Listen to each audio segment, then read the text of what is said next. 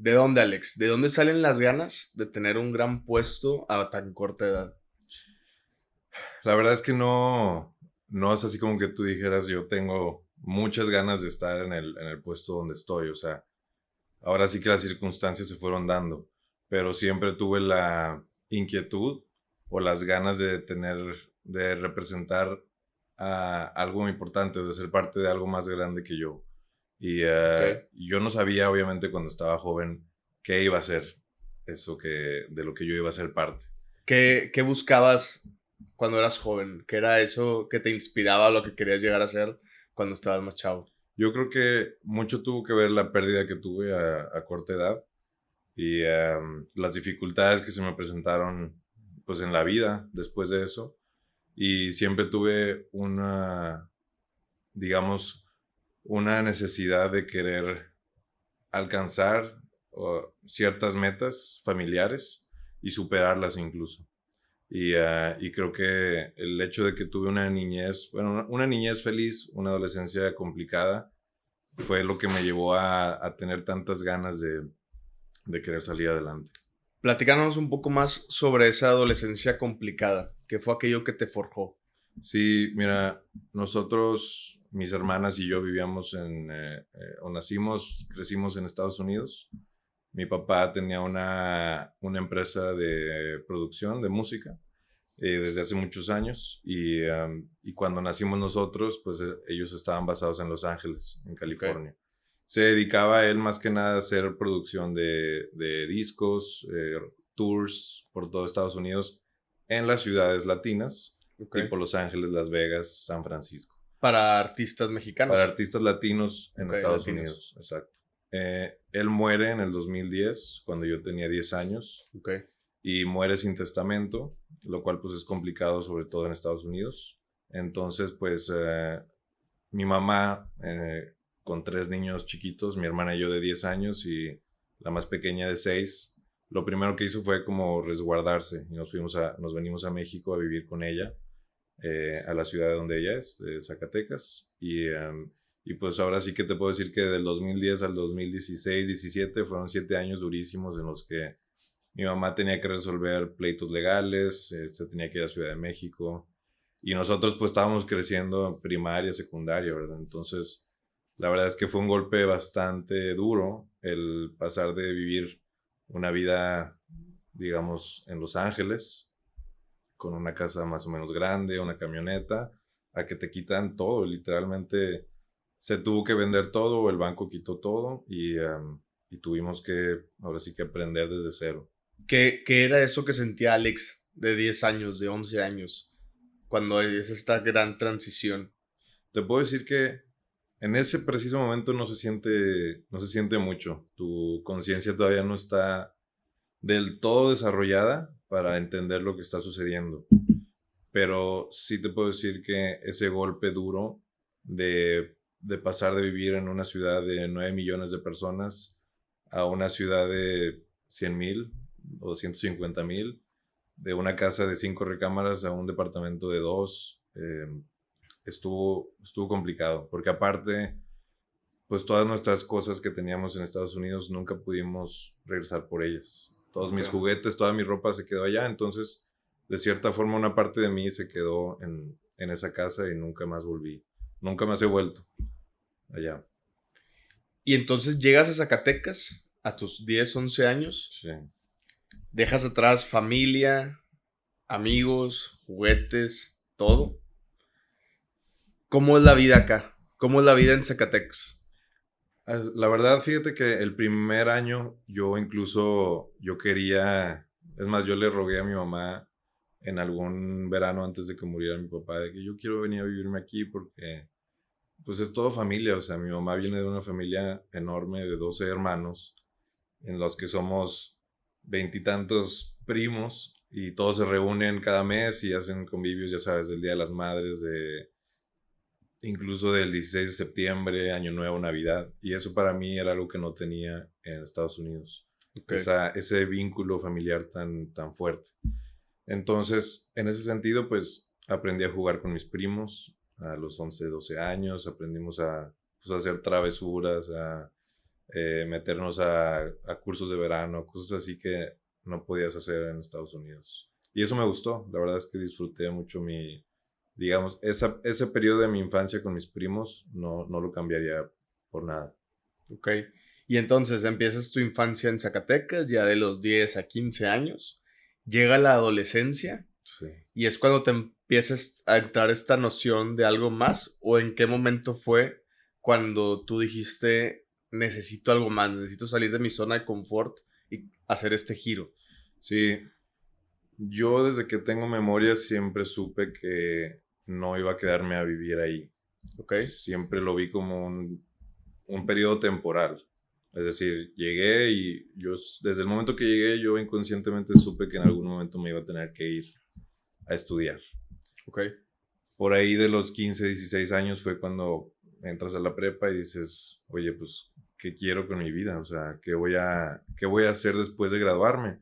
Y mi hermana, que es mi hermana gemela, bueno, somos cuates, Ok. somos de la misma edad, entonces fue un momento en el que ella y yo nos sentamos a platicar y le dije, nos faltan 2 años o 3 años en ese momento para graduarnos de la prepa. Tenemos que empezar a pensar ya qué vamos a hacer.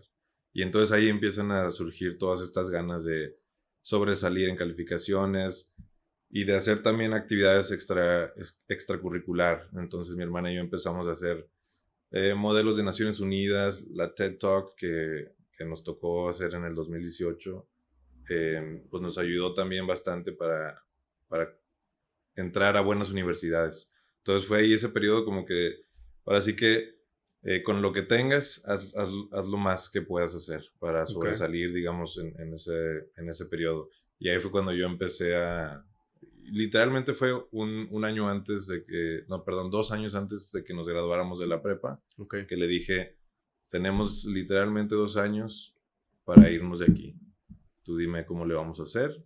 Y ella empezó, pues bueno, nos podemos ir a San Francisco, nos podemos ir a Los Ángeles, nos podemos ir a no sé dónde. Y así fue como empezó Esa noción de esa, algo más. y esa planeación también de salir de ahí. Regresémonos tantito a donde dices que tienes una hermana gemela. Sí. ¿Cómo es eso? ¿Qué se siente tener una cuata, alguien con el que naces y esa conexión, supongo que es una conexión muy fuerte que no cualquier persona puede llegar a experimentar? Sí, la verdad es que te lo digo desde mi experiencia, obviamente lo que se siente es, desde que tengo memoria, siempre hay alguien ahí contigo. Sí. O sea, ella está siempre en todos los cumpleaños, en todos tus recuerdos familiares, en todos tus viajes, siempre el primer recuerdo que tengo es con ella. Y el crecer con una persona al lado y aparte mujer, sí te da un contraste bastante, Te desequilibra. te desequilibra Pero a la y misma vez consideras que te equilibra.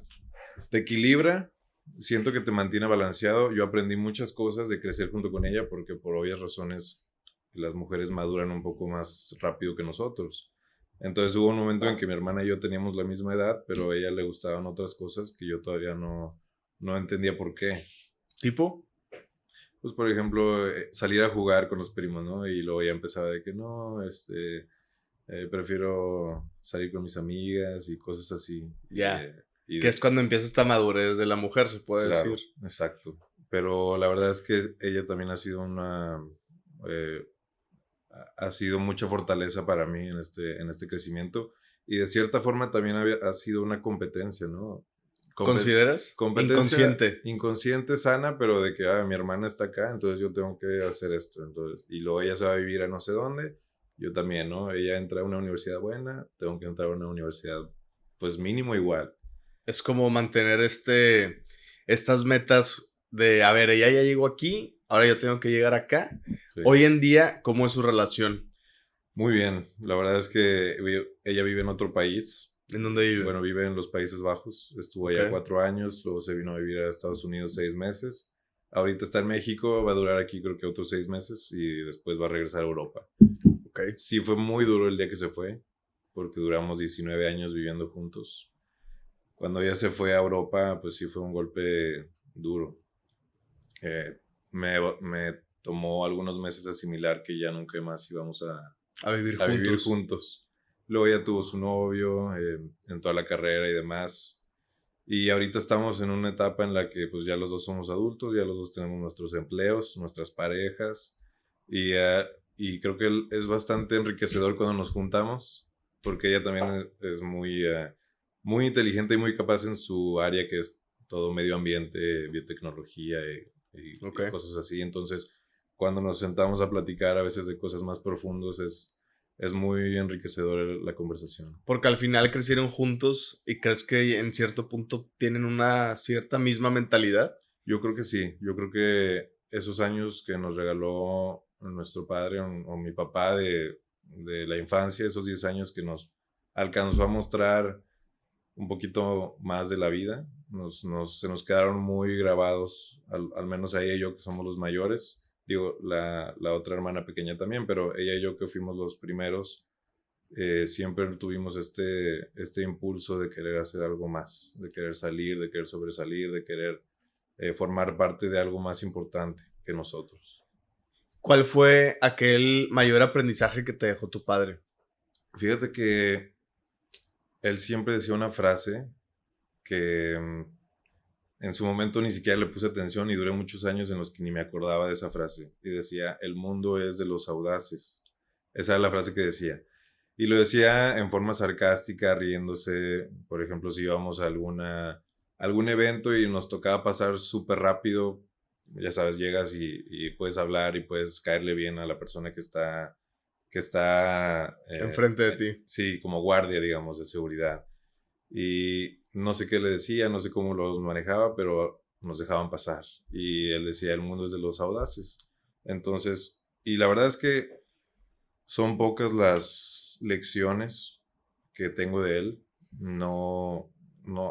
Lastimosamente no tuve la suficiente madurez para preguntarle cosas de la vida, cosas del ámbito profesional, pero siempre se me quedó guardada esa frase y luego mi mamá lo repetía, de que, tu papá siempre decía esto, siempre decía esto.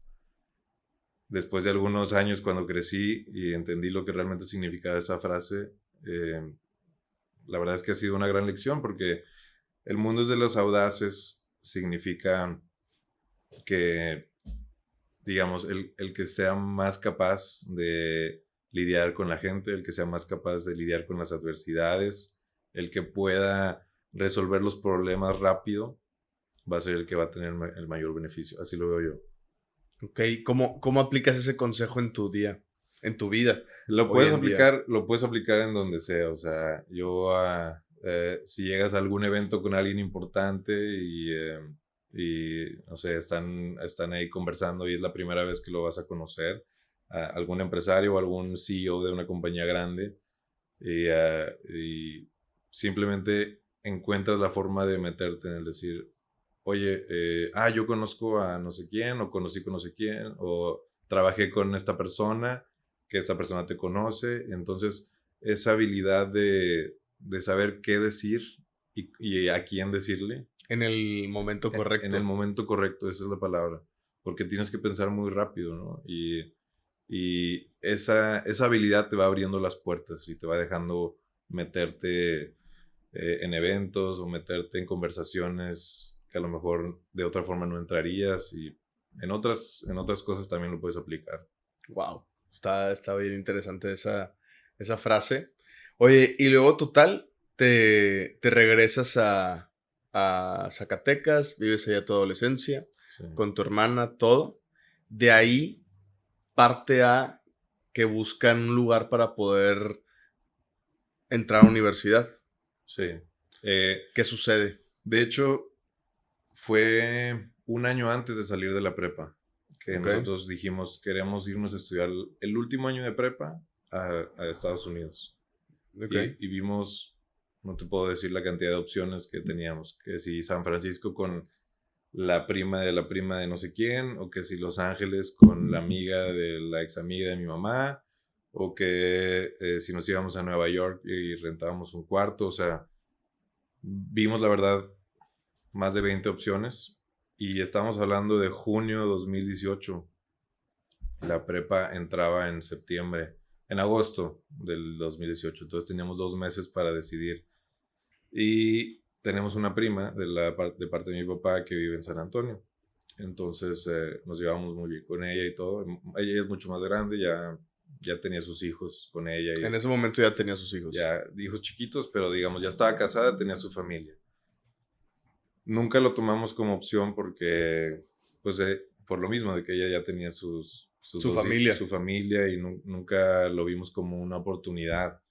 Y no sé cómo estuvo, la verdad es que fue, te digo, menos de 2 meses antes de entrar a la prepa que me habló un día, muy molesta. Bueno, molesta En el sentido bueno. En el sentido bueno de decir, me dijo, ¿por qué no pensaste en mí? Ya me dijo tu mamá que estás pensando en no sé dónde, ya me dijo que viste San Francisco. Yo tengo aquí mi casa, que es su casa, y vénganse a vivir conmigo. Así nos dijo tal cual. O sea, me voy a enojar si no se vienen a vivir conmigo. Y nos abrió las puertas de su casa en San Antonio. Okay. Así fue como nos fuimos ese último año de preparatoria a San Antonio. Llegas a San Antonio y cómo es esta transición de vivir en Estados Unidos, regresar a vivir en México, regresar a vivir en Estados Unidos. Sí, bastante complicado, bastante. Incluso te puedo decir que mi inglés ya no era tan bueno como yo pensaba. Ok. Batallas con la comunicación, no tienes tanta confianza en ti mismo porque eres un chavo de 17 años y casi 18 años y batallas porque es entender Estados Unidos desde una perspectiva mucho, mucho más compleja de como tú lo recordabas de niño. Ahora ya tienes que buscar un empleo, tienes que ver cómo se pagan los impuestos, tienes que ver, te involucras en cosas políticas aunque no quieras.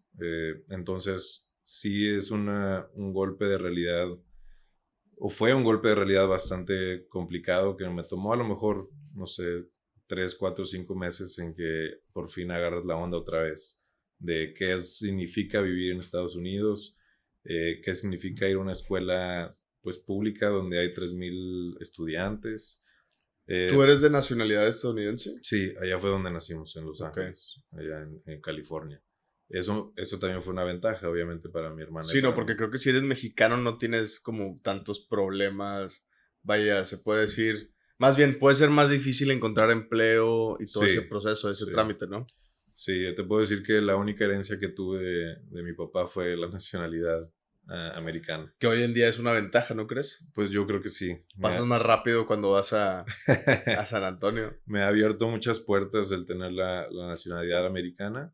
Que si quieres luego entramos en ese tema de por qué no estoy allá y por qué me quedé acá, pero yo creo que eso vale más que cualquier propiedad que me pudo haber dejado mi papá o cualquier coche que me pudo haber dejado o algún otro tipo pues de propiedad física o material que te pueden dejar las personas cuando mueren. Yo creo que eso lo valoro mucho, que él pensó desde hace más de 30 años en que sus hijos iban a nacer en Estados Unidos. Para tener esa ventaja. Pues para tener al menos una oportunidad un poco más amplia. De crecimiento personal. Sí. Ok. Oye, y luego, ya llegas a San Antonio, empiezas a vivir ahí. ¿Qué sucede? Pues es un trabajo duro porque tienes que hacer amigos de nuevo. Sí. Y en último año de preparatoria. En el último año de prepa, donde es todavía más complicado. ¿Y qué sucedió? ¿Hiciste amigos? Fíjate que, o sea, afortunadamente sí, tengo muy buenas amistades todavía, pero me costó. Los primeros 2 meses no te hallabas. Y estamos hablando de una preparatoria donde hay más de 3,000 estudiantes. Okay. Entonces, pues a lo mejor puede haber alguna persona con la que hagas match, pero de aquí a que la encuentres en esas... Y aparte en Estados Unidos es diferente que aquí en México, porque aquí en México vas... en la prepa tienes un mismo salón y todos los profesores van y te dan clases ahí a tu salón. Entonces compartes todas las clases básicamente con las mismas personas. Tienes más oportunidad de relacionarte con ellos. En Estados Unidos no, en Estados Unidos cada clase tienes que cambiar de salón y cada clase tienes compañeros diferentes. Okay. Entonces tienes una oportunidad al día básicamente de relacionarte con los compañeros de salón. ¿Cómo lograste lograr esta conexión con los compañeros de tu salón? Fue complicado, te digo, o sea, porque estamos hablando de que todos tenían nacionalidades diferentes, la mayoría americanos, pocos latinos, para ser sincero, no era una, para ser San Antonio, no era una preparatoria con muchos latinos, éramos minoría, a lo mejor un 30%, 25%, y curiosamente conocí a un chavo mexicano, que digamos como que tenía él ya su grupito de amigos. Un día me invitó a sentarme con él en el recreo. En el recreo, en el lunch. En el recess. Y ahí conocí 2, 3 mexicanos y todo cambió así, instantáneamente. O sea, de un segundo al otro. Sí, fue, casi te puedo decir, mágico porque de estar en un lugar de cierta forma solo y sin amigos, sin conocer a nadie en la ciudad ni en la prepa, entras y esta comunidad latina te da mucho el calor de oye, nos sentamos todos juntos, ¿no? El americano tiene, es más frío. Tiene la costumbre de sentarse con sus 2, 3 amigos y hombres, o las niñas, 2, 3 mujeres y nada más. Y acá era todos los latinos, hombres, mujeres en la misma... Es la banda. En la misma mesa, sí, argentinos, puertorriqueños, colombianos, venezolanos. ¿A qué crees que se deba esta conexión entre personas de habla hispana? O sea, por ejemplo, a mí me tocó irme a Vancouver. Llegué yo, íbamos muchos mexicanos, pero al final el grupo terminó siendo también de Colombia, de Puerto Rico, o sea, de República Dominicana, o sea, personas en donde se habla español, ¿no? Claro.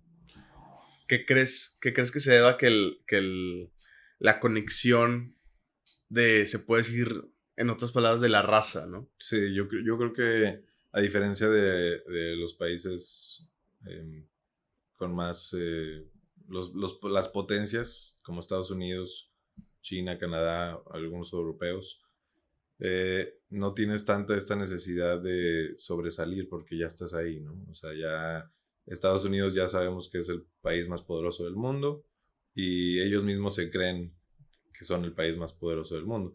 Creo que nosotros los latinos estamos un poco más acostumbrados o así fue como nos acostumbraron desde hace más de 200 años, como a esta hermandad entre comunidades. Sí. Y yo lo veo, por ejemplo, cuando vas a Europa, como dices tú, a Canadá o Estados Unidos, o te encuentras un mexicano en China. Y vas a platicar con él, o inclusive él te invita a cenar, ¿no? Sí, o sea, es una conexión instantánea, te digo, porque acabo de viajar de China y fue que conoces un mexicano y luego haces clic. Sí, esto, lo primero, obviamente la primera pregunta obligada es ¿de dónde eres? No, soy de Veracruz, soy de Tlaxcala, soy de Michoacán. Y eso ya y luego estamos hablando de México, pero luego si te encuentras también colombianos, venezolanos, ya el habla hispana, eso se cuenta que somos todos Por una pertenecer familia. a Latinoamérica, ¿consideras que de cierto punto estamos unidos? Somos una familia, somos como una familia, una gran familia. Una gran familia. Sí. Oye, entonces, ya, hiciste amigos en la preparatoria, pero solo tienes un año. Exacto. O sea, al final, ¿qué fue esta transición? O sea, ¿qué pasa después de ese año? ¿Qué pensaba el Alex de ese entonces? Mira, fue complicado también desde el inicio en San Antonio porque yo sabía que en un año o en menos de un año, estamos hablando de agosto del 18 a mayo del 19, que se terminaba el año escolar, o sea, realmente ni siquiera se cumple el año. Okay. Y después de ese periodo ibas a tener que mudarte a otra ciudad para estudiar la universidad. ¿No planeabas estudiarla ahí en San Antonio? Yo nunca tuve como plan, ninguno, mi hermana ni yo pensábamos en quedarnos ahí. Siempre tuvimos esta inquietud de irnos a California. Siempre era como que la necesidad de regresar a California. Ya estando ahí, tienes que aplicar a las universidades y es un proceso bastante complejo el aplicar a la universidad en Estados Unidos. Son una serie de trámites, exámenes, juntas con tu coach en la preparatoria, o sea, tienes un coach especializado que te ayuda a elegir la universidad a la que te vas a ir y la carrera. Okay. Entonces, es complicado el trámite y lo tienes que iniciar casi desde un año antes. O sea, apenas llegaste a Estados Unidos y ya tenías que iniciar el trámite de tu universidad. No, incluso lo iniciamos antes de irnos a San Antonio. Ah, el trámite de universidad. De universidad, sí. ¿Y aplicando hacia? California. Aplicando hacia California fue la primera, ahora sí que el primer target que mi hermana y yo nos pusimos. Ella se iba a ir a la Universidad de San Francisco y yo quería estudiar en Stanford y quería estudiar Relaciones Internacionales. Okay. Luego te das cuenta, eso sí fue un golpe bastante duro porque te das cuenta que las universidades privadas, Stanford, Harvard, Yale, Princeton y las más grandes, o las que todo el mundo aspira a entrar, pues tienen cierta preferencia con la gente que tiene más dinero. Okay. Entonces, aunque tú fueras un 10 y aunque tuvieras deportes y aunque tuvieras... aunque fueras el mejor de los mejores. Aunque tuvieras actividad extracurricular, siempre van a ver, ok, cuántos ingresos tienes, ¿no? O cuántos ingresos tienen tus papás. O esa pregunta es obligada, ¿no? ¿Cuánto ganan tus papás al año antes de entrar a la universidad? Y lastimosamente me rechazaron en varias universidades porque yo me iba a pagar mi universidad yo solo, ¿verdad? Sí. O a lo mejor iba a pedir una beca de la universidad o del mismo gobierno. Que al final muchos estadounidenses se terminan endeudando por eso mismo, ¿no? Correcto. Pero a esa escala de tratar de entrar a Harvard, Stanford, Yale, quitando a un lado, por ejemplo, el poder adquisitivo, ¿qué consideras tú que es aquello que buscan esas universidades? De acuerdo al proceso que tú llevaste a cabo. Es que buscan obviamente que sus alumnos sean personas inteligentes, claro. Yo creo que yo sí caía en esa categoría, pero te digo que se enfocan mucho también en la cultura, o sea, es decir... cultura familiar. Cultura familiar, si vienes de una familia adinerada de Singapur o de China o incluso mexicana, o sea, puedes entrar porque dicen, ok, esta persona sí va a encajar con los demás que están aquí, ¿verdad? Y creo que ahí fue donde, pues dijeron, porque yo puse el bracket más bajo. Era, digamos, tenías el bracket de $100,000 en adelante, de 80, 90 y así. Y yo puse el más bajo porque, pues la verdad, mi mamá, aparte ganando en pesos, o sea, claro, no, digo, convirtiéndolo a dólares, pues es mucho menor a lo que se podría ganar allá. Sí, algo que a mí se me hace muy interesante es que al final estas universidades buscan mucho el tema de poder, más que nada, enseñarte. Ellos saben que puedes aprender de otra forma, pero hoy en día creo que lo que te ofrecen las universidades, que no te ofrece el mundo, se puede decir de una manera tan fácil, son las conexiones que puedes tener dentro de. Exacto. ¿Tú consideras que a raíz de eso se puede decir que estas universidades son un poco de élite? Yo así lo creo porque yo estaba seguro que iba a entrar a todas. Ok. Y porque tenía buenas calificaciones, estaba en el equipo de fútbol de la prepa y aparte hacía... ¿Fútbol, soccer? Fútbol, soccer. Y aparte hacía pues tipo estas TED Talks o el modelo de Naciones Unidas y aparte yo trabajaba, o sea... ¿En qué trabajabas en ese momento? Trabajaba en Papa John's, en una pizzería. ¿En serio? Estaba justo enfrente de la prepa. Entonces, saliendo de la prepa, me iba al Papa John's. ¿Y qué tenías que hacer ahí? Pues, o sea, al inicio armar las pizzas, después las metes al horno y tiene que haber alguien que las saque y las corte. Entonces, yo estaba así haciendo eso. Y luego me compré, bueno... ¿Y te gustaba? Fíjate que estaba muy padre, o sea, eran 4 horas al día, trabajando 3, 4 días, nada más. ¿Y si te comías una que otra vez rebanadas o no? Sí, claro, obviamente, sí. Fíjate que yo siempre he pensado que la gente que así que trabaja en una nevería o así, yo creo que sí agarran de vez en cuando, ¿no? Sí, claro, obvio. Luego hay muchos pedidos que los cancelan o que se equivocaron y pues se queda ahí la pizza. De aquí soy. Sí. Súper bien. Oye, entonces trabajaste en el Papa John's. Sí. 4 horas. 4 días a la semana. Ajá, más o menos. ¿Era bien remunerado para lo que tú consideras hoy en día? Mira, afortunadamente mi prima que te mencioné jamás me cobró renta por vivir con ella. Jamás me cobró gasolina, jamás me cobró comida. Incluso ella me apoyó muchas veces a pagar cosas, por ejemplo...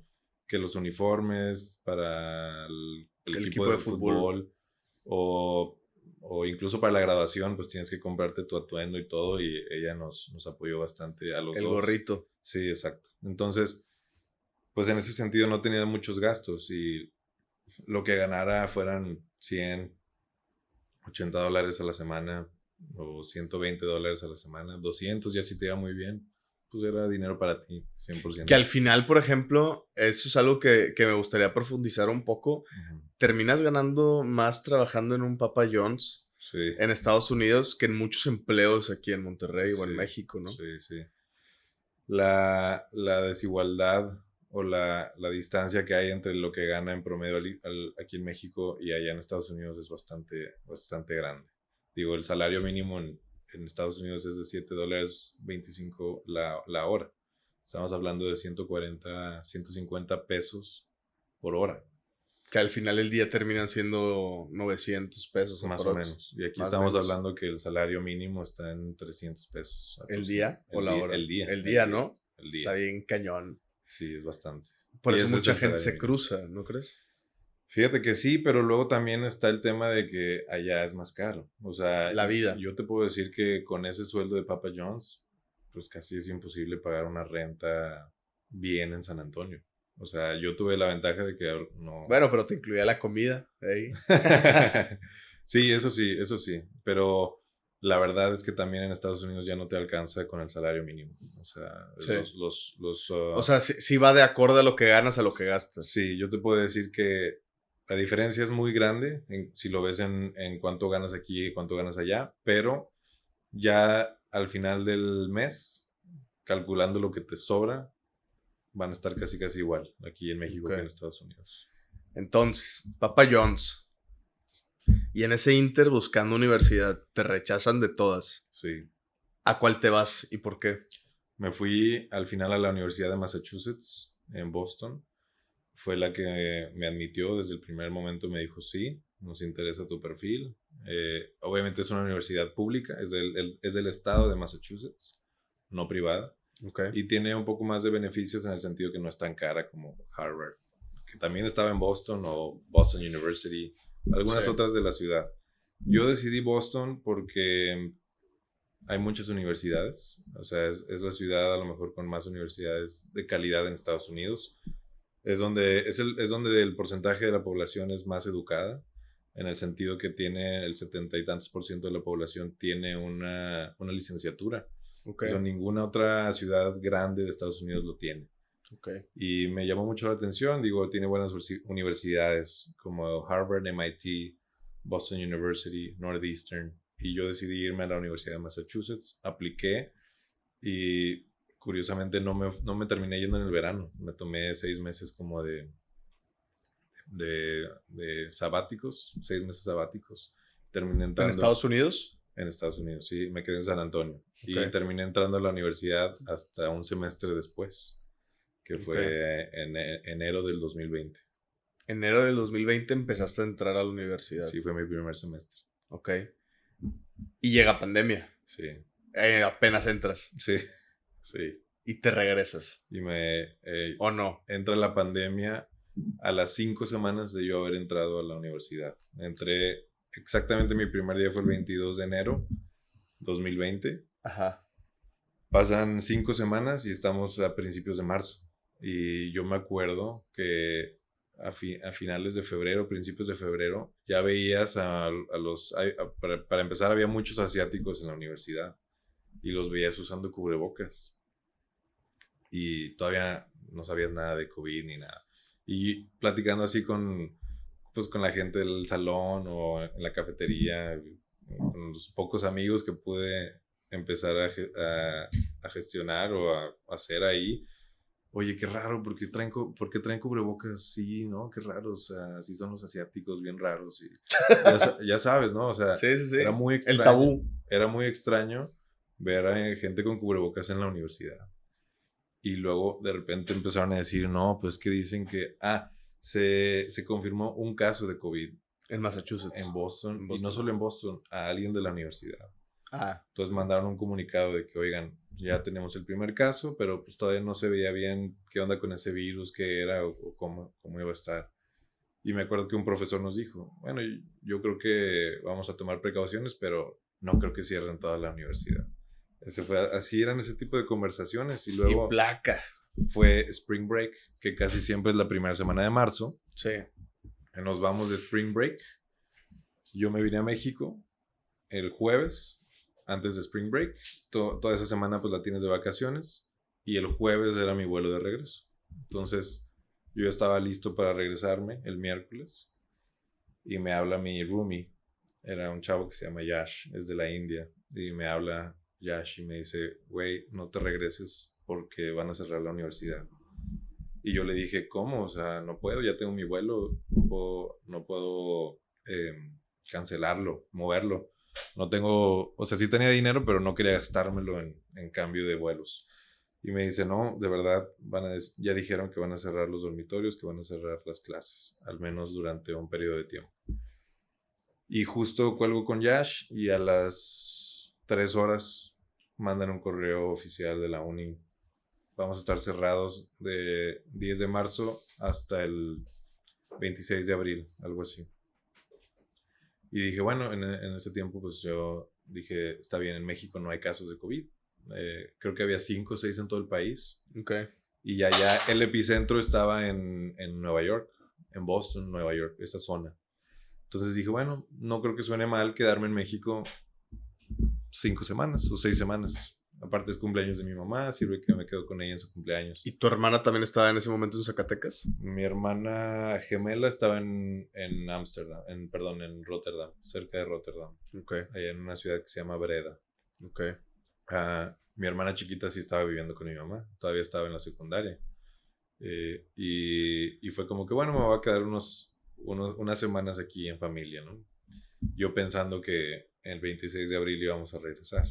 Pasa eso y al día siguiente cancelan la MLB, cancelan la NBA, cancelan los no sé qué premios había y empiezan a salir todas las noticias y dices, wow, o sea, creo que no voy a regresar pronto. Y así fue, al final terminaron cancelando ya las clases todo el semestre, después todo el 2020 y después todo el 2021. Hasta mediados del 22 fue que la universidad abrió otra vez las puertas. Mediados del 2022. 22. O sea, todos 2020. Todo Todo 2021. ¿Qué era de Alex en ese entonces? Pues, ¿Qué fue de Alex en esos 2 años? fue un golpe muy duro el estar en Zacatecas, porque aparte me fui ahí con mi mamá. Regresar otra vez a esa Al nicho. Al nicho, a esa... Pues yo lo veía como una jaula porque no podías hacer nada.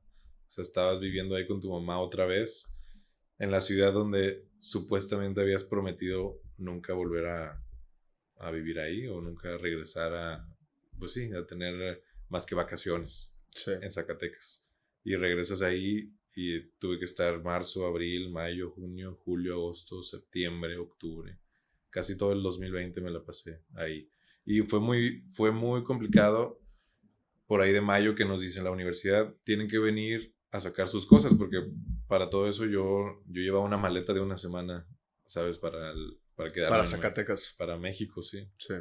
Y pues todas mis cosas estaban allá, entonces llega el correo de la universidad, que saquen todas sus cosas a más tardar el 6 de junio del 2020. Y si no lo sacan, los vamos a tener que Tirar. Eso no lo dijeron como un mes antes. El problema era que México estaba cerrado todas las aerolíneas, entonces no había vuelos ni de Zacatecas a Ciudad de México, ni de San Luis, ni de Aguascalientes a Estados Unidos, todo estaba cerrado y justamente abrían el 1 de junio. Y tomé el primer vuelo, literal, el 1 de junio. Volé de Ciudad de México a Boston. Primero volé San Luis Potosí y Ciudad de México, Boston.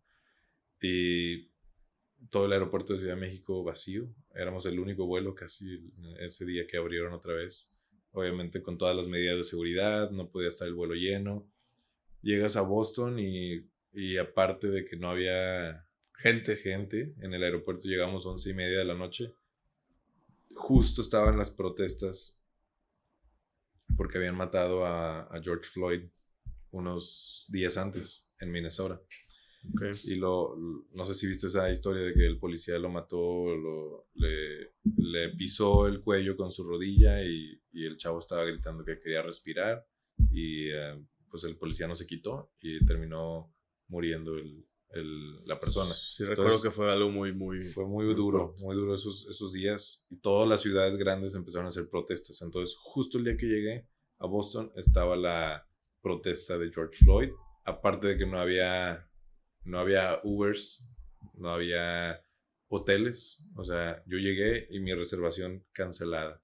Hablo al hotel. Oye, ¿qué onda? Pues mi reservación aquí. Ah, sí, es que lo que pasa es que no vamos a poder porque ahorita solamente estamos recibiendo doctores o gente así que esté apoyando en la pandemia. Enfermeros, cosas así. Hablé, no te miento, como a 12, 13 hoteles hasta que por fin el Hilton ahí del aeropuerto pues Te tenía, aceptó. tenía cuartos disponibles, sí. Carísimo, pero bueno, era la única opción que tenía. Y un taxi nada más, éramos una fila como de 20 personas y el taxi iba, dejaba a la persona, regresaba. Y lo iba a dejar a otro lado y regresaba. Y así fue. Y a veces se iban 2 o 3 en el mismo coche para aprovechar la vuelta. Ok. Estuvo muy complicado ese viaje a A Boston, Boston. donde estaba Y todo sacaste, cerrado. lograste sacar todo. Todo. Bueno, no todo. La verdad es que dejé ciertas cosas como la colcha, el tapete del baño y la lámpara que de plano ya no te caben. O sea, cosas de que realmente no las ibas a ocupar en un año o Pues dos. sí. Y dije, bueno, toda la ropa y todas mis cosas personales, pues sí. Y lo demás lo dejé ahí. Ya nunca más volví a la universidad presencial. Presencial. Y entonces te regresas a Zacatecas. Zacatecas 2 años. Y te vienes a Bueno, Zacatecas duré un año. O menos, meses. menos de un año. De marzo a octubre, noviembre. Te entra toda esta presión de qué vas a hacer, o sea, vas a regresar a la universidad, vas a cambiarte a una de México, ¿qué va a pasar, no? Y yo no quería vivir en Zacatecas, yo quería, digamos, otra vez, de Boston, una ciudad de 6 millones, Para arriba y para 6 arriba. 7 millones de personas, ya tenías tu vida más o menos desarrollada, o estabas empezando a desarrollarla, o sea, tenía un empleo, y de repente otra vez el sentirte en Zacatecas encerrado en el hecho de no poder salir. Quiero regresar a Boston o mínimo a Estados Unidos. No tenía mucho dinero en ese tiempo, no estaba trabajando aquí en México y como pude fui vendiendo ciertas cosas, ropa mía que tenía ahí guardada y saqué dinero ahorrado y junté 10,000 pesos y con 10,000 pesos me vine a Monterrey con mi primo que fue también otro gran apoyo de decir vámonos. O sea, los dos, él estaba estudiando en Zacatecas, se quería también salir ya de ese tiempo. Y yo pues, estaba también en esa misma línea de querer buscar algo más. Y en diciembre del 2020 fuimos a una boda a Puerto Vallarta. Nos quedamos él y yo hasta las 5 de la mañana ahí platicando. Y le dije, vamos a proponernos 30 días para irnos a Monterrey. Al final dijimos que si San Luis, que si nos íbamos a Estados Unidos, que si nos íbamos a Monterrey, Guadalajara, y dijimos, bueno, vamos a Monterrey, tenemos familia los dos, él de parte de su mamá, yo de parte de mi papá, y aparte en conjunto tenemos familia aquí. Dijimos, bueno, puede ser una buena opción, estás 5 horas, 4 horas manejando de Zacatecas, va, 30 días. Literal, eso fue el 5 de diciembre, el 15 de enero ya estábamos aquí en Monterrey. Fue mi primer día de trabajo. 2021. 2021, enero del 2021. Así fue como llegamos a Monterrey. Al inicio como, pues, de prueba. Era supuestamente 6 meses y después de 6 meses cada quien se iba a ir a otro lado. Y yo, pues, ¿Sigue siendo tu roomie? No, ya no. Él ya se cambió a otro depa. Yo ahora vivo con mi novia. Pero bueno, seguimos teniendo muy buena comunicación y todo. De repente nos vemos. Pero digo, ya vamos a cumplir 4 años. Lo que eran 6 meses se convirtieron en 4 años ya. Okay. Aquí en Monterrey. Oye, te vienes a Monterrey y ¿a dónde llegas? Lo primero, bueno, estamos hablando de diciembre del 2020. Estoy empezando a buscar empleos para entrar en enero. Y la verdad es que difícil, o sea, no muchos estaban contratando. ¿Por COVID? Por COVID, sí, no estaban contratando mucho y querían obviamente mantener los costos bajos y los únicos que estaban contratando eran los call centers, porque aparte querían gente que hablara bien inglés. Entonces yo en ese sentido apliqué a varios call centers, uno me aceptó. Obviamente no es el dream job que quieres, no es el trabajo ideal, obviamente, pero... te iban a pagar. Pero bueno, dije, ya mínimo tengo algo seguro al llegar a Monterrey. Obviamente mi mamá me apoyó así con 2,000, 3,000 pesos que tenía y that's it, y vámonos. Pagamos el mes de renta, empezamos a trabajar, él y yo, cada quien por diferentes lados. Y obviamente desde el día uno que llegué, yo empecé a buscar otros empleos. Sí. Y así fue como llegué a la empresa donde te conocí. En enero, justo en enero del 2021. ¿Ese fue tu primer trabajo? El call center fue el primer empleo. Sí. Ah, ok. Pero eso fue en enero de 2021. Sí. ¿Cuánto duraste en el call center? Un mes. Un mes. Y en febrero fue cuando te conozco. Exactamente, sí. Ahí fue cuando ya empiezo a trabajar oficialmente. Bueno, desde el día uno que llegué, yo les mandé mensaje a estas personas diciéndole que querías trabajar ahí. Quiero trabajar con ustedes, denme un mes de prueba y si en un mes les gusta lo que hago, me contratan. Entonces estaba haciendo las dos cosas en paralelo. El call center y aparte iba acá a trabajar gratis un mes. Ya. Un mes gratis con ustedes. Hasta y ahí total te aceptan, sí. Te quedas. Sí. ¿Cuánto duras en esa empresa? Porque yo recuerdo que yo me salí y tú seguías ahí. Sí, pues fue a finales de enero que entré ahí a esta empresa. Fue enero, febrero, pues unos 8 meses yo creo, más o menos. Salí finales de agosto. 8 meses. ¿Sales de ahí? Sí. ¿Y qué viene? La salida fue bastante complicada porque ¿Por qué? Los dos sabemos que la empresa no le estaba yendo muy bien y estaban empezando a recortar personal y estaban bajándole mucho las ventas. Entonces tú sales en mayo, me parece, y yo salgo en agosto, pero cada mes estaba recibiendo menos dinero. Sí. O sea, de 14 bajé a 12, luego a 10 y así, 10,000 pesos, imagínate, al mes. O sea, imposible sobrevivir con ese dinero. Entonces yo empiezo a buscar otras cosas. Me meto un poquito al tema de real estate, residencial aquí en Monterrey. Y pues no les gustó mucho ahí que estuviera haciendo otras cosas. Entonces pues hablaron conmigo, me dijeron, ¿sabes qué? Pues creo que lo mejor es que te vayas. Pues sí, te invitamos a salir. Te invitamos a salir. Así le decían a cuando corrían a alguien de mi secundaria, le decían, te invitamos a salir. Y digo, la verdad, buena onda, o sea, incluso todavía tengo buena relación con ellos, con el equipo en el que estábamos. Pero bueno, entiendo que a lo mejor necesitaban a alguien más que con más full time. Sí. Y bueno, me salgo, fue complicado porque duré 2 semanas sin empleo, viví con lo poquito que tenía ahí ahorrado y empecé a trabajé en una empresa de seguros como 2 semanas, me metí a otro call center como un mes y en todo ese periodo yo estoy busque y entrevistas y es difícil porque ni estás graduado, ni tienes mucha experiencia laboral, pues sí, eres un chavo de 21 años que pues no tienes muchas oportunidades a tu disposición. La verdad fui muy afortunado de encontrar la empresa donde estoy ahorita. ¿Cómo, antes de profundizar ahí, sí. ¿Cuántos empleos tuviste que pasar para llegar ahí? ¿Desde que llegué a Monterrey o desde...? No. O sea, desde que te sales de esta empresa en la que estábamos. Sí. Pues empiezas seguros, call center, ¿qué más? Sí, básicamente fue el primer call center, luego la empresa contigo, luego el emprendimiento que intenté o intentamos. ¿De qué era? El de la... ¿Hot dogs? No, de la agencia digital, o sea. O sea, fueron 3 y luego estaban el de real estate y luego el de seguros, luego el otro call center. Y luego traías una idea de pizzas, ¿no? Sí, quería poner un negocio de comida aquí, pero bueno, al final nunca se dio. No sé, 5 o 6 empleos antes de llegar a DIMSA, donde estoy ahorita. Okay. Y entonces, ¿cómo es este proceso cuando entras a DIMSA? Sí, bastante tardado, porque yo ya estaba urgido por entrar, me llamó mucho la atención lo que hacían. El título del empleo y lo que hacían. Me entrevistó Gregorio Canales, que fue mi mentor o mi jefe, el que me reclutó, y me dijo, te voy a entrenar, te voy a enseñar. Yo pues me quedan máximo 10 años antes de retirarme y después te voy a dejar a ti a cargo.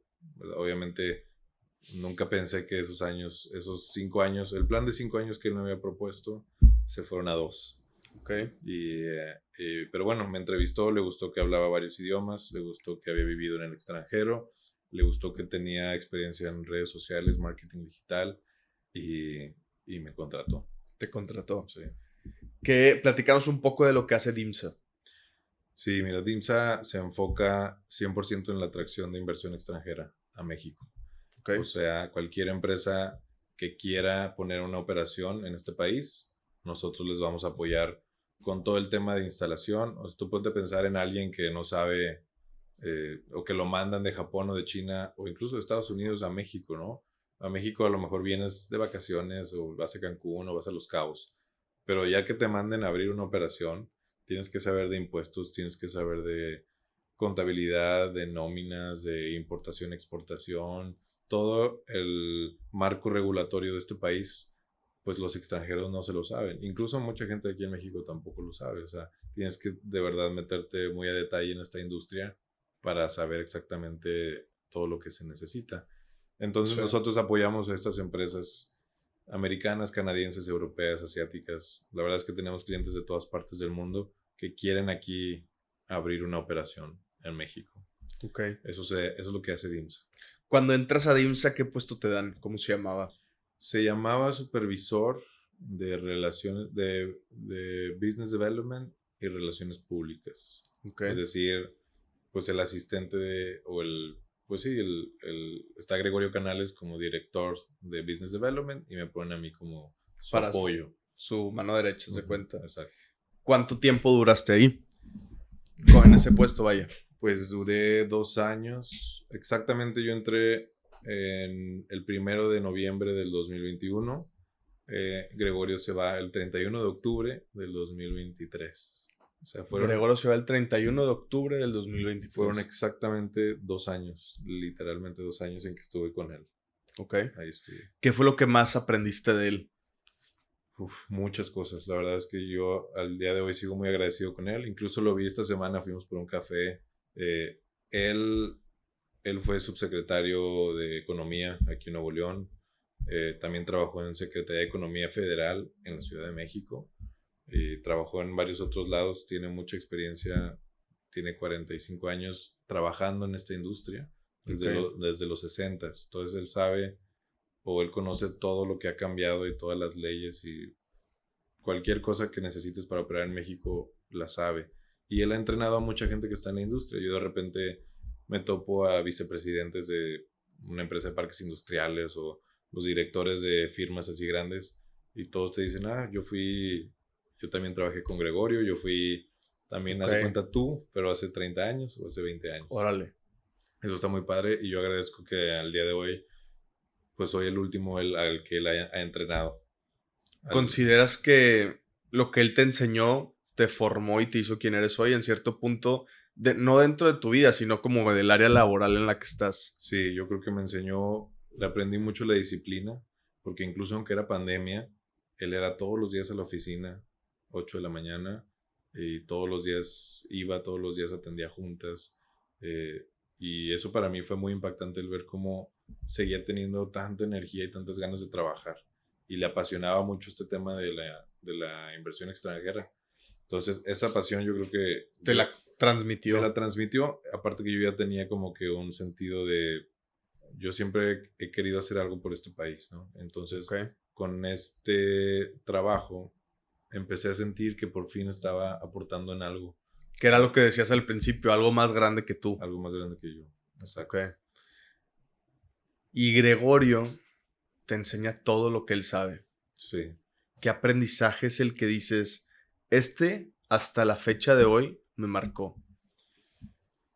Yo creo que me enseñó mucho en temas, obviamente, de conocimiento técnico, pero Ok. también le aprendí mucho en temas de liderazgo.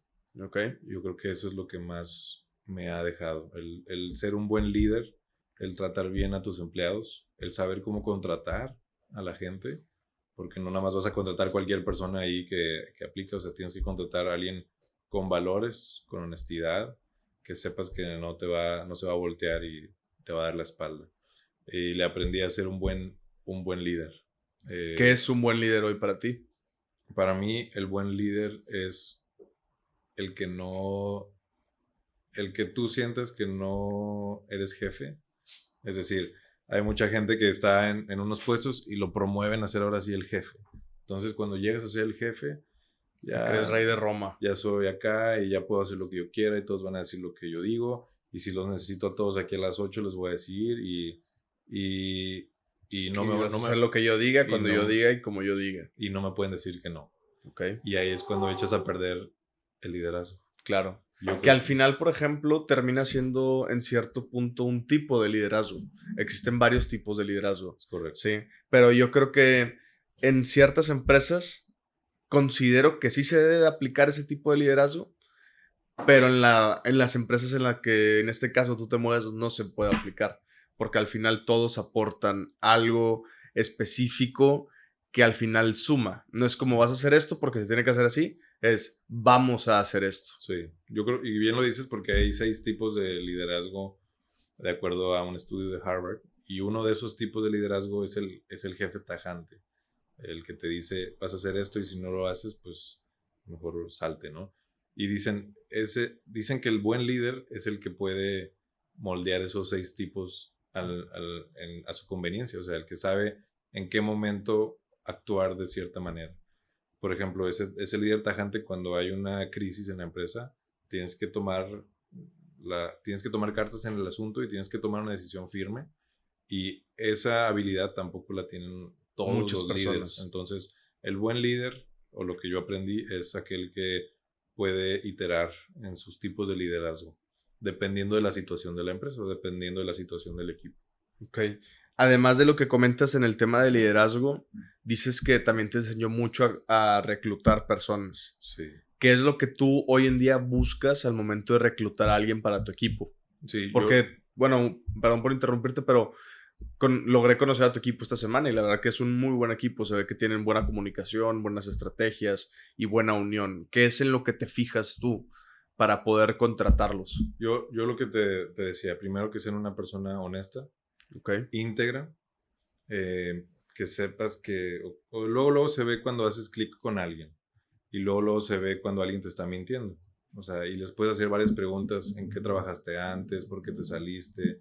¿Qué estás buscando? Y entonces tienes que contratar a alguien, primero que sea honesto, que tenga muchas ganas de aprender. A mí por eso me gusta contratar gente, pues, a lo mejor joven, de mi edad, un poco más grande que yo, un poco más chico que porque yo. empatizan contigo, empatizas tú con ellos. Tienes el mismo Drive.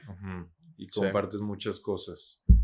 No, digo, puede haber alguien de 30 años, de 35 que también lo haga, ¿verdad? Pero no me voy a poner a contratar a alguien de 50 años ahorita en un equipo que yo lidero, porque va a estar el contraste muy, muy, muy grande entre esa persona y yo. Y luego, si yo soy el jefe de una persona que me lleva 30 años, pues no sé, siento que se puede complicar. Y yo lo que hago es primero ver esas cosas en la persona y también volvemos al tema del drive, o sea, que tenga unas ganas de crecer, Sí. y que tenga ganas de aprender. Si una persona joven tiene ganas de aprender, de crecer, es honesta y tiene buena familia, o te das cuenta pues, que viene de una familia buena, ya tienes todo para ganar con tu equipo. Fíjate que yo ahí en cierto punto sí sigo tu idea, pero no obstante se me han presentado dos casos diferentes. Hoy en día en la empresa de Andrómeda hay dos personas de 35 más. Yo tengo 22, ¿sí? ¿Qué es lo que he notado? Que tal cual a mí me da mucho miedo el poder decir, chin, no me van a hacer caso, si les pido que se haga algo no me lo van a hacer. ¿Por qué? Porque va a existir esta relación contradictoria de, a ver, tú estás chavito, no sabes, pero al final es romper ese miedo. ¿Por qué? Porque yo creo que lo más importante es encontrar a esa persona que le apasione el puesto en el que lo vas a poner. ¿Sí? Sí. Por ejemplo, dentro de Andrómeda hay una área que se llama el área creativa. Ok, sí. Y encontramos a alguien de 35 años que dice, yo ahorita estoy estudiando una maestría en creatividad. Y dices, wow. Y digo, oye, ¿y este puesto te interesa? Me súper interesa. Y entonces son personas cuando encuentras algo que realmente les apasiona, Claro. realmente están dispuestas a trabajar y no importa la edad. Claro. ¿Sí? Y otra cosa que, hablando un poco también dentro de las entrevistas, he tenido la oportunidad de entrevistar a muchas personas para Andrómeda. Y hay una pregunta que yo les hago que los saca de su zona de confort. Les pregunto, ¿por qué no te debería de contratar? Ok. Sí. Cuando les pregunto eso, se cuenta que su mente hace a la madre. O sea, ¿qué me van a preguntar? ¿O por qué me lo está preguntando? ¿Qué voy a contestar? Claro. Y como en cierto punto las estructuras de las empresas siguen normalmente estas preguntas que, Típicas. típicas, cuando tú les preguntas algo fuera de lo normal, Claro. lo sacas de su zona y habla su verdadero yo. Sí. Y entonces, ¿qué me ha pasado? Que puedo ver desde, oye, no me deberías de contratar porque te estarías perdiendo lo mejor de lo mejor. Y es de que, brother, esa no es una buena respuesta. Pero no me deberías de contratar porque tal vez ahorita estoy en un momento de mi vida en donde estoy en un cambio de universidad a carrera, de preparatoria a carrera, etcétera, etcétera, etcétera. Y entonces como que ahí entra la humildad. Ujú. Sí, y pues no sé, se me hace bien interesante todo este tema de que a esta día estés también en el tema de recursos humanos y que Claro. como líder no solo abarcas el tema de recursos humanos, sino que también entras profundizas un poco más desde la búsqueda del personal al personal, a entrenarlos y a hacerlos tu equipo. Sí. ¿Sí? ¿Qué es esto que lo logra? Claro. Y yo, fíjate que, pues obviamente todos tenemos ganas de crecer en la empresa o en los trabajos donde estamos. Ya sea si eres un emprendedor, pues quieres que te vaya mejor y quieres ganar más y quieres tener más clientes. Y si estás en una empresa, pues quieres subir siempre de nivel. Y en ese sentido, creo que los errores que muchos cometen como jefes es, no quiero que nadie sepa lo que yo sé para que no me puedan mover y yo siempre ser el jefe. Y yo lo veo al revés. Tú tienes que entrenar a tu equipo porque el día de mañana que tú subas de puesto, ¿quién se va a quedar ahí en el que estabas tú? Claro. O sea, si no tienes a alguien preparado para que tome el puesto en el que tú estás, a ti no te van a subir de nivel. O sea, Claro. entonces yo lo que estoy haciendo ahorita es preparar al equipo, a mi equipo, capacitarlo bien y darles toda la confianza, enseñarles obviamente sobre esta industria para que el día de mañana, si yo me voy o si yo subo de nivel o lo que sea, pueda existir un reemplazo mío, ¿verdad? Ahí en esa empresa. Claro, esta semana estoy leyendo el libro de 100 Million Leads de Alex Hormozy. Uh-huh. Y dice algo bien interesante que a mí me llama mucho la atención, que es que normalmente lo que más nos tardamos uno en delegar es el área de las ventas. Uh-huh. Como que dices, nadie lo va a vender mejor que yo porque yo soy el que conoce este producto a profundidad. Claro, sí. Pero dice, a ver, si supongamos que de 10 ventas se cierra una, Uh-huh. yo, Toño, tengo la capacidad de tener 10 ventas al mes, supongamos, en este caso tu empresa, ¿sí? Pero, ¿qué pasaría si tienes 5 de ventas? Se estarían cerrando 5 al mes en vez de una. Uh-huh. ¿Sí me explico? ¿Cuál es la cuestión aquí?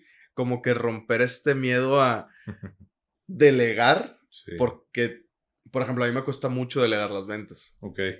Pero es algo que tengo que hacer porque es la única forma de crecer. Y entonces yo creo que cuando sales de tu zona de confort y delegas esa cosa que te cuesta delegar, tu misma empresa empieza a crecer por sí sola.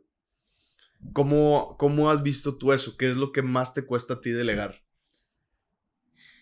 Creo que, bueno, en esta industria lamentablemente no hay una carrera que te enseñe a cómo vender o cómo hacer inversión extranjera directa. Puedes estudiar economía, puedes estudiar relaciones internacionales, negocios internacionales, comercio, o sea, puedes estudiar lo que sea, pero de ninguna de esas carreras te va a enseñar lo que es la inversión extranjera directa o cómo vender este tema a los extranjeros. Entonces, las ventas se complican un poco más porque no es un producto que nada más puedes promover ahí y se lo vas a vender a la gente. Aquí es buscar a las empresas extranjeras que están pensando en venir a México y venderles, primero les tienes que vender la idea del país, o sea, por qué México es una buena opción. Y luego ya que están aquí, es venderles tú porque eres la mejor opción para ayudarte en México. Y bueno, ya después en donde elijan que si Monterrey, Guadalajara, Aguascalientes o el lugar donde se quieran quedar. Entonces todo este tema envuelve muchos conocimientos técnicos de impuestos, de importación, exportación, de recursos humanos, de contabilidad. Y a mí me cuesta, bueno, no quiero decir que me cueste, simplemente no he delegado al 100% ese tema de poder... relacionarte. No, sino de dejarle la presentación que yo hago al prospecto, la primera presentación. Creo que me cuesta trabajo el dejárselo a alguien más. Todavía. O sea, siempre quiero estar yo, siempre quiero ser yo Porque tú sabes que lo haces bien. Porque sí, exactamente. Tienes la experiencia de... Porque sé que puedo amarrar al cliente y no quiero que se me vaya. Ya. Pero bueno. ¿Qué tipos de clientes son con los que te ha tocado lidiar? O sea, ¿qué diferentes tipos de clientes?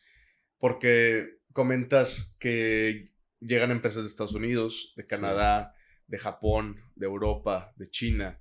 Justo nos platicaste en la presentación de la semana que inclusive era casi de todo el mundo, ¿no? Uh-huh. Y que al final se quieren venir a México por el tema de que es más barato todo. Uh-huh. ¿Qué son aquellos tipos de clientes con los que te toca lidiar cuando presentas? Claro. La verdad es que es una variedad enorme. Están desde las empresas más o menos pequeñas que solamente quieren abrir una oficina en México y contratar 5 o 10 empleados. Y están las empresas que cotizan en la bolsa de Nueva York, que tienen no sé cuántos accionistas, que tienen que pasar por 3 filtros antes de tomar la decisión de si instalarse aquí en México o no. Y van a contratar 3,000 personas en México. Y luego están las automotrices, ¿no? Las armadoras de coches.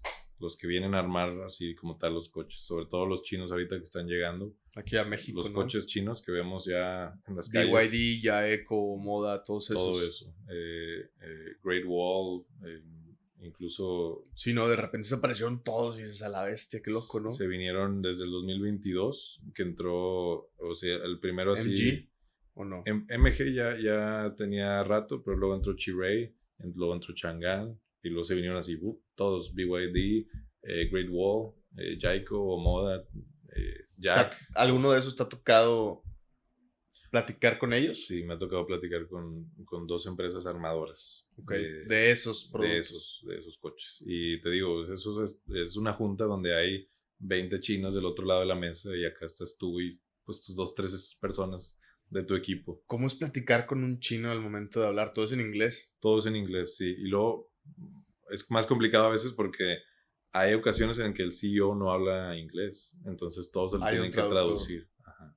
Todavía es un poco más complicada y más lenta la comunicación.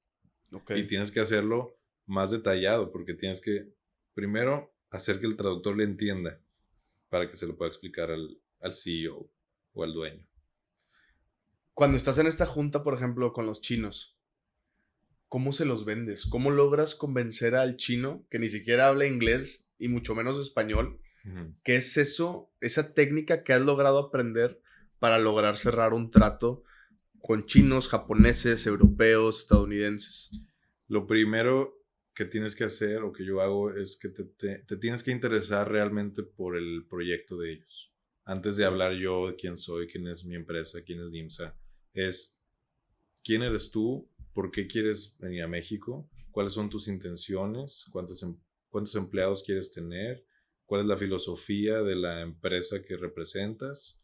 Y luego con esa información valiosa que te dan antes, entonces tú ya sabes cómo atacarlos, cómo decir tu presentación cuando tienes esa información. Okay. Entonces ellos te dan, por ejemplo, no, pues somos una empresa familiar o somos una empresa que cotiza en la bolsa de valores de Shanghai y queremos aquí en México y queremos expandirnos y somos una empresa tal y tenemos una promesa de marca y entonces ya te empiezan a envolver ellos en su historia. El hecho de que tú les hagas ciertas preguntas o todas estas preguntas les genera, o a ellos les representa que tú realmente estás interesado en conocerlos. Okay. No nada más les vas a vender. Se puede decir empatía. Generar empatía. Exacto. Y conexión con el cliente a cerrar. Correcto. A mí me interesa mucho conocer cómo logras primero, logras la empatía. Sí. Y me comentabas que el proceso tardío en el momento para cerrar a un cliente puede variar entre 3, 6, 9, 12 meses. Sí. ¿Sí? ¿qué sucede o cómo llevas este proceso, este seguimiento Ujú. para entablar y decir, ya está, firmen? Yo de verdad considero que, bueno, todas las personas de ventas tienen que tener una necesidad de servicio o una intención de servicio. O sea, yo voy a ir por ti al aeropuerto a recogerte. Yo voy a ir a Chicago, a tu oficina, a conocerte en persona. Yo voy a ir a China, hasta allá, nada más para conocerte y a platicar frente a frente. Y luego, ellos obviamente tienen, en este periodo que tú dices de 6 o 12 meses o incluso más, tienen muchas dudas. Entonces, el hecho de que tú les contestes a tiempo, te mandan un correo, lo contestas, o te mandan un mensaje y lo respondes. El estar siempre ahí y luego, si duran 2, 3 semanas sin contactarte, es darle seguimiento. ¿Cómo estás? Supe que volviste a China, espero que estés bien, que tu familia esté bien. Cualquier cosa aquí ando. Y ya nada más ese seguimiento que das pequeñito, a ellos o sea, yo creo que cualquier persona, ¿no? Le genera una sensación de, ok, esta persona realmente está interesada en ayudarme a mí. Okay. Y la otra cosa importante es no nomás vender por vender, es realmente qué es lo mejor para este cliente. Aunque para mí yo te quiero vender el paquete más caro y te quiero cobrar lo más que pueda. No lo necesita. Y tú sabes que no lo necesita, que No, él no lo necesita. nos tocó una empresa brasileña que vino y estaba platicándonos su modelo de negocio y sí, queremos hacer esto, queremos exportarle al cliente. Y fue un momento en que le dijimos, no necesitas ni siquiera una planta, rentar una nave industrial. No la necesitas. Te puedes ir con un 3PL, una empresa de logística que te almacene tus productos y de ahí los repartes. Y nosotros fuimos muy sinceros en ese sentido de decir, la verdad, Por más que te quieras cerrar, no te conviene este quedarte con producto. nosotros, Sí. quedarte con nosotros ahorita. Pero esa empresa Lo lo agradece. agradeció tanto que, pues bueno, ya nos ha referido 2, 3 empresas brasileñas también, Okay. amigos o conexiones ahí que tienen. Fíjate que estaba leyéndolo otra vez que si tú anotas y te acuerdas de las pequeñas cositas que te dice el cliente, por ejemplo, no, es que, ¿sabes qué? Ahorita no te puedo contestar porque mi hija cumple años y estoy en su piñata. Perfecto, ¿cuándo le marco? El martes. Le marcas el martes, pero tú ya sabes qué le vas a decir. ¿Cómo le fue a tu hija en su cumpleaños? Y eso para el cliente es muy importante. Sí. Además de que darles un gran seguimiento. Creo que el seguimiento es súper, súper importante. Sí. Justo lo veía, decía un chavo que por ejemplo, puedes ir dando seguimiento de cuándo gustas que te marque. Sabes que ahorita no, pero en 6 meses sí. Y en 6 meses le marcas. Sabes que ahorita no, en 3 meses sí. Y en 3 meses le marcas. Y entonces la primera persona que van a tener en su mente cuando realmente necesitan el producto, el servicio o lo que vendes, van a pensar en ti porque tú eres el único que ha estado detrás de ellos, ¿no? Y yo creo que al final algo interesante de lo que compartes es este servicio personalizado, Sí. en donde el cliente piensa o siente que tú estás súper interesado en lo que ellos hacen y por ende buscan tener como, oye, mira, si les interesa, si empatizan conmigo. Claro. Y yo creo que ahí es muy importante es el servicio al cliente donde digan, en donde inclusive el cliente llega a pensar, yo soy su único cliente. ¿Sí me explico? Exactamente, sí. ¿Qué has Y logrado ver tú ahí? yo coincido 100% y es un tema también de, por ejemplo, llega un cliente y te empiezan a pedir apoyo con otras cosas que a lo mejor no te metes tú en el sentido, necesito una casa para vivir o necesito un agente de seguro, necesito un seguro médico, necesito una escuela para mis hijos, ¿no? Ya cuando llegan aquí. Entonces, todas esas cosas, aunque yo no las hago y yo bien las podría hacer, pero ¿sabes qué? Te voy a conectar con una persona súper experta en este tema, de mi confianza, y él te va a apoyar a encontrar una casa. Oye, un abogado, ¿no? Necesito un abogado en México. Yo bien podría a lo mejor asesorarle de cierta forma, pero prefiero, ¿sabes qué? Yo no soy el experto en ese tema, te voy a conectar con esta empresa que es súper experta y ellos te van a apoyar al 100%. Entonces, eso todavía lo valoran más, el Sí. hecho de decir, este güey, o sea, no hace todo y lo que no hace me lo dice, porque yo me puedo decir, sí, yo te hago todo lo que quieras y yo te voy a ayudar con lo que sea. Y la verdad es que no, es mejor siempre darle esa asesoría y ese referral a las otras personas que son expertas en cada una de sus áreas. Sí. Como que al final muchas personas piensan que pueden implementar el servicio con el fin de cerrar al cliente, pero realmente el cliente agradece mucho más el que le digas y le seas sincero, sabes que no manejo esto, pero te puedo apoyar con esto. Y no obstante, conozco a alguien que te pueda hacer esto. Que te lo pueda Y apoyar. entonces cuando el cliente necesite algo de lo que tú tienes, va a pensar en ti porque tú fuiste muy agradecido. Sí. Yo tengo un caso en donde un cliente me habla y me dice, ¿sabes qué, Toño? X, Y, Z, necesito esto, esto y esto. Ok, súper bien. Me dice, pero ahorita no tengo la lana. Ok. Le dije, mire, doctor, lo que puedo hacer en este momento, tal cual, es esto, esto y esto. Le recomiendo ver este video y este video, que están súper bien explicados de cómo usted puede empezar a crecer todo. Ah, perfecto, súper bien. No, pues muchas gracias, Toño. Pasa el tiempo, le va bien al doctor y ya cuando dice, ¿sabes qué? Se me hace que ya puedo invertir en las redes. La primera persona en la que pensó fue en mí porque yo no le traté de vender. Yo vi su necesidad de que ahorita no quería gastar en este tipo de cosas. Claro. Y dijo, ¿sabes qué? Me ayudaste y ahora lo necesito mejor. Te pido ayuda a ti. ¿Sí? Sí. Alex, ¿qué es el mayor aprendizaje que has tenido en DIMSA? A lidiar con diferentes personas, Sí. tanto a nivel macro, o sea, hablando de CEOs, hablando de colaboradores, hablando de ayudantes de los CEOs, de diferentes lenguas, diferentes todo, que es ese aprendizaje que has logrado tener y que te llevas. Yo, el aprendizaje más grande que me he llevado en estos, pues desde el 2021, estos 3, 4 años que llevo haciendo esto,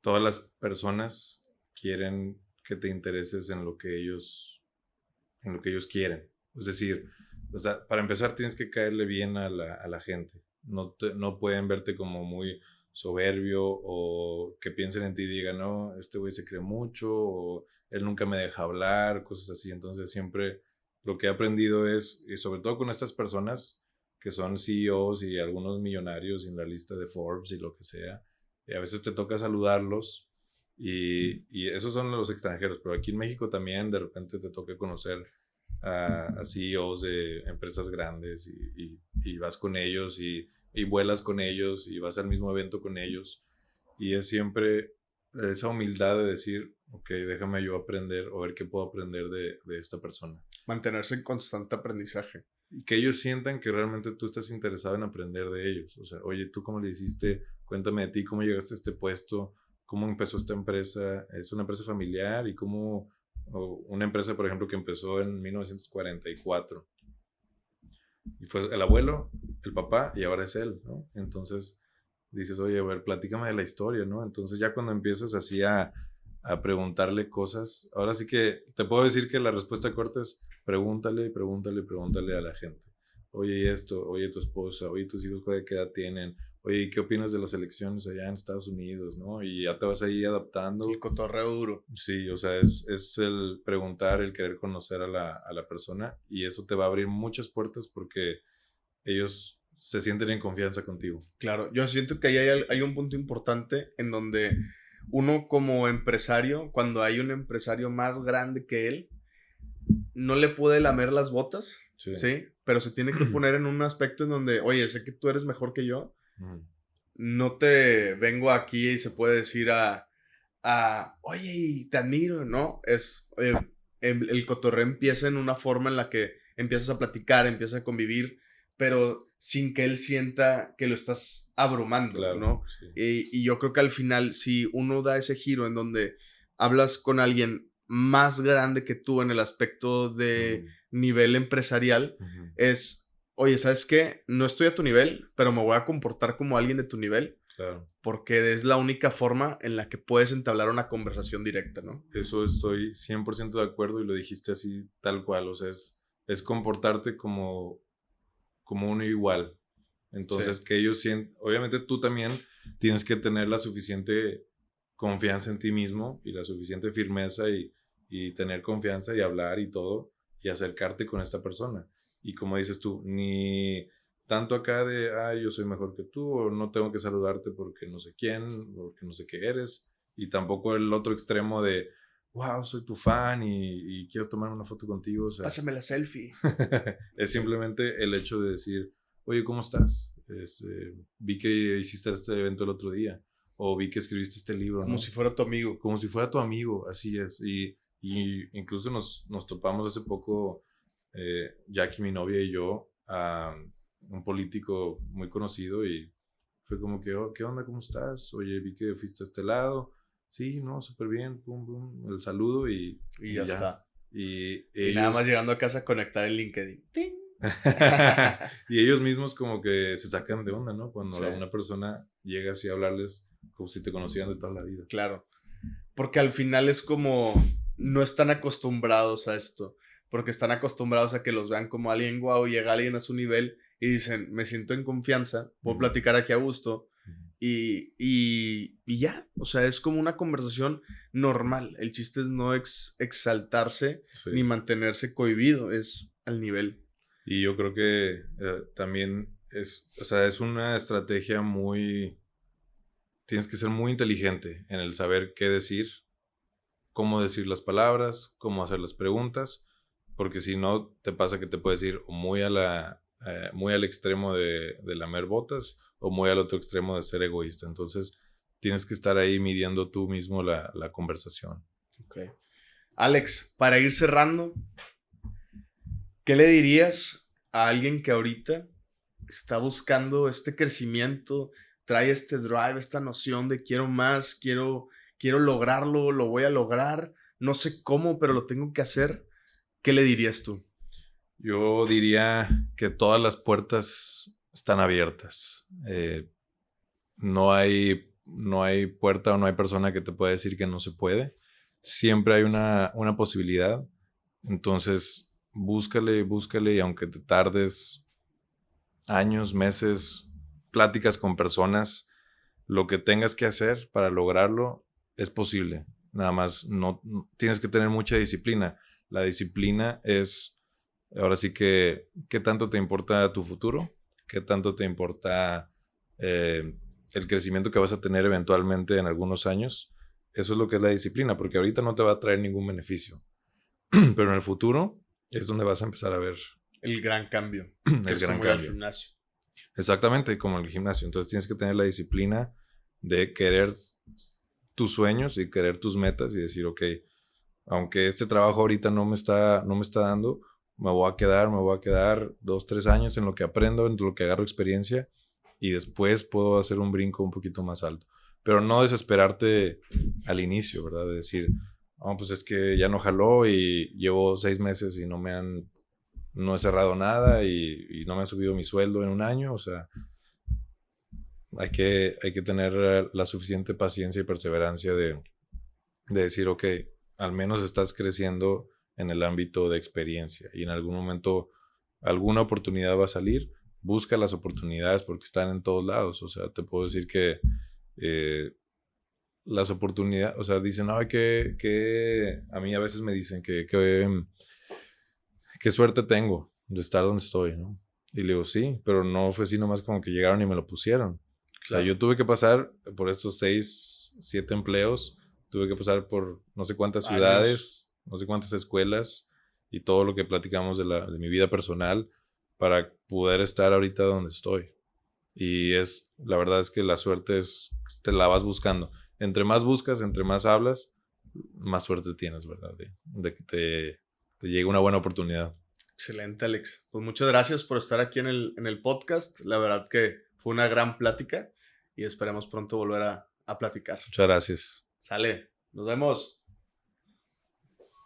¿Cómo la sentiste? Muy bien. ¿Fluyó mejor, no?